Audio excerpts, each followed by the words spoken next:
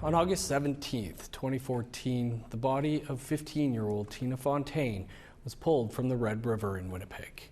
10 years later, many are reflecting on the life and legacy of Tina, the changes her death brought about, and the systems that failed her and many others.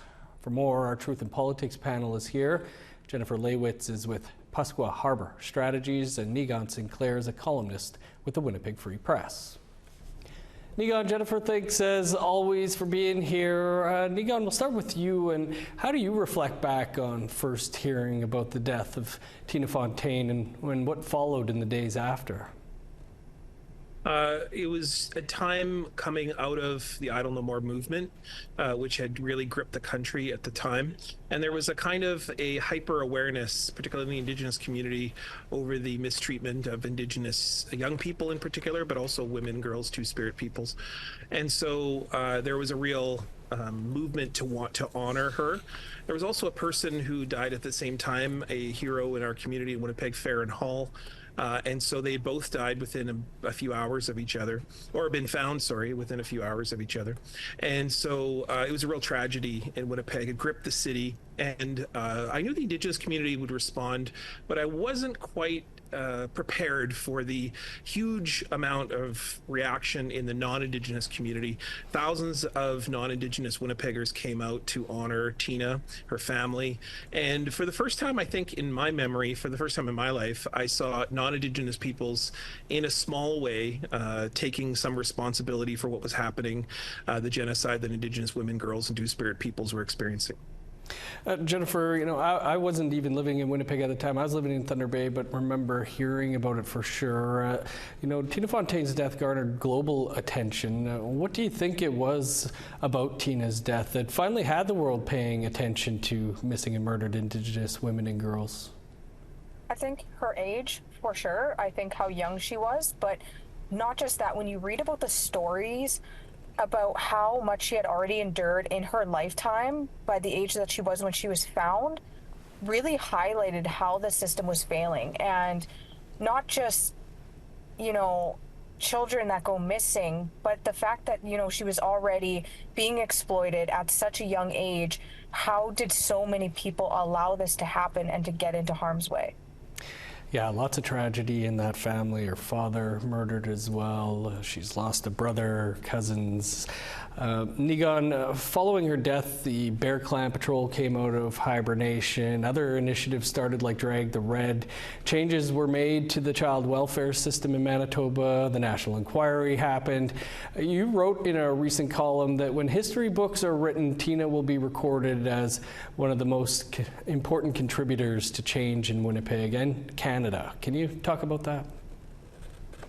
Well, it's perhaps the most tragic of all is that we did not have an opportunity to honor Tina and treat her well, with respect, with honor, with dignity in her lifetime. And so we all owe her a great debt, a huge, immense amount of sorrow for not being able to be there as uncles, as aunties, as relatives, as neighbors, to be there for her. The fact is that her murderer has never been brought to justice.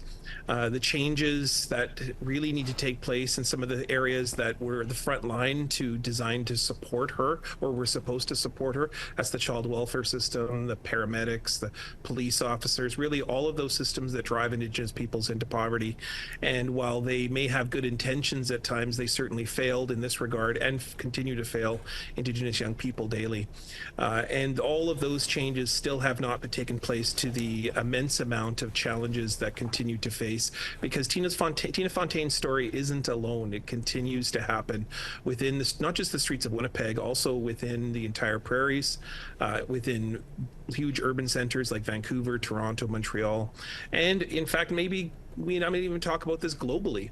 The mistreatment of Indigenous women globally, girls, Two-Spirit peoples globally, is a epidemic that is on everyone. And I think Tina Fontaine is a catalyst to us to look at that issue, but then also to be better, to want to be better. And for those in the public and the private sphere that I've worked with over the years, they all know Tina's name.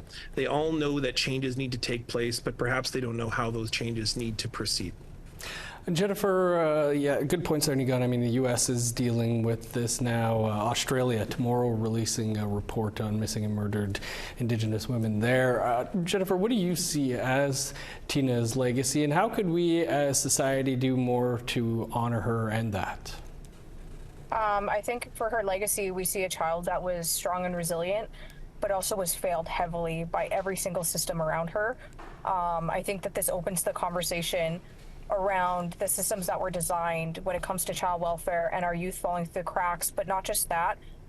When nations talk about taking autonomy back over child welfare with C92, it's not just a matter of building your own systems, but recognizing that, you know, the care and love and attention that people need doesn't just stop when you're 18 years old, but there needs to be that fundamental community piece that almost wraps their arm around our youth as they transition into adults and make sure that they feel seen and heard and understood. Because, you know, I know that there are social workers that work tirelessly across the country, and I don't mean to, you know, demean that in any way, because I know that that is a very tough job, but it's an industry, and it's an industry that often has policies that fail our people and don't fully understand our people. And, you know, a prime example of that is when people turn 18, if you don't have a mom or dad or any family members in your corner to help guide you through life, what happens when you turn 18? And it's not just for Tina, you know, at the age of 15, but our women that are 18 and age out of care without much, you know, family support or any support really, that are still so susceptible to exploitation and end up in various industries that can be harmful to them and wind up in addiction and stuff like that. So I think there's a really big question here that we need to ask, is if we're living up to her legacy in its full impact, and if we're applying all of the things that we are learning from that to making the change and progress where it's needed. Yeah, I once interviewed one of Tina's older brothers who was homeless after he turned 18 and no longer with us now either. Jennifer, Nigan, we'll have to leave it there, but appreciate you as always. Miigwech, thanks.